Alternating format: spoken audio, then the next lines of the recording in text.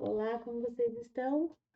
Vamos fechar o estudo desse tópico resumindo o que nós vimos em sala de aula. Hoje, em sala de aula, a gente falou sobre as características, né, da família. A gente trouxe um conceito do Clóvis Bevilacqua e a gente viu que esse conceito ele não se enquadra hoje na nossa sociedade, né? E um dos pontos que não se enquadra é quando você conceitua a família, casamento, como uma união de pessoas do mesmo sexo. E a gente já viu que isso cai por terra quando o STJ reconhece a união homoafetiva, né? Qual que é a natureza jurídica do casamento? E a gente viu que existem três teorias, né? A contratualista e a institucionalista, e a que se aplica no nosso ordenamento hoje é a eclética, que considera então o casamento como um contrato especial do direito de família, mediante do qual os nubentes aderem a uma instituição pré-organizada, alcançando o estado matrimonial. Então, a gente pode conceituar a família de acordo com o artigo 1511 do CPC, que fala que é a união entre duas pessoas com o objetivo de constituírem uma família. Desculpa, não família, conceitual casamento, né? Como uma união entre duas pessoas aí para constituírem uma família. E lembrando só do que nós colocamos na aula passada, que a família aí tem o caráter matrimonial e com a finalidade aí de formar uma família dirigida por ambos os cônjuges. E o que cai por terra também é que a procriação de filhos, embora ela seja uma consequência, a sua inexistência não tira o caráter do casamento e nem da família.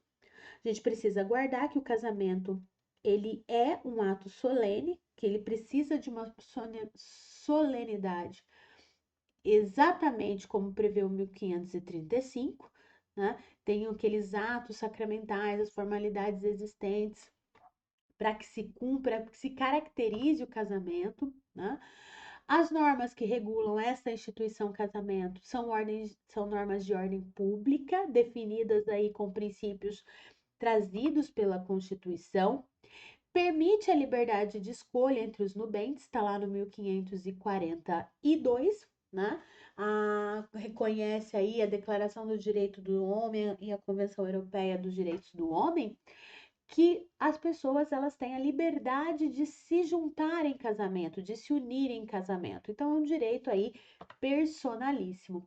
Não importa, não comporta termos ou condições. Eu não posso dizer eu vou casar com você se você ficar rico, ou eu vou casar com você se você emagrecer, ou quando você emagrecer.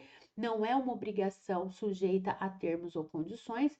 Estabelece comunhão plena de vida, né, com base à igualdade de direitos e deveres dos cônjuges, onde as partes dividem aí a, a vida, né, os deveres e os direitos entre elas.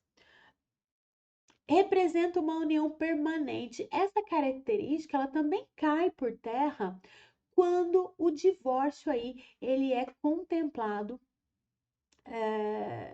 no Código Civil.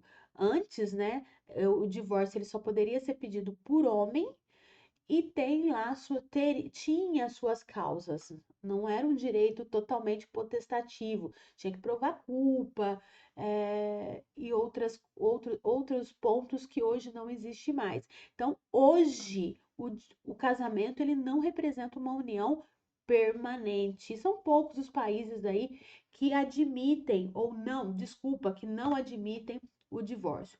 A diversidade de sexo, o que também cai por terra com o RESP 1.183.378, né? Que fala sobre a união homoafetiva. E aí a gente tem as finalidades do casamento trazida por Gonçalves, que fala que é o amor físico, para essa corrente individualista, né?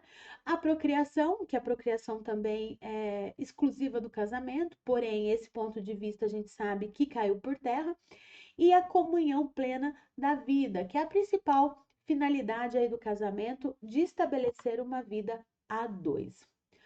Ah, Os esposais e as promessas de casamento ou noivado é uma promessa recíproca entre as pessoas e que não encontra-se regulado no Código Civil. Porém, há uma pergunta: a quebra desses esposais ou a quebra desse noivado, essa promessa, ela gera uma indenização de perdas e danos?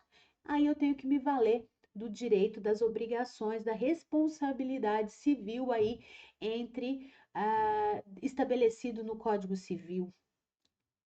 Então, eu tenho que ter causado uma lesão e essa lesão estar justamente vinculada à quebra dessa promessa de casamento ou esse noivado, né? Eu tenho que provar o nexo de causalidade. A gente termina por aqui, um resuminho em 5 minutos e até a próxima aula.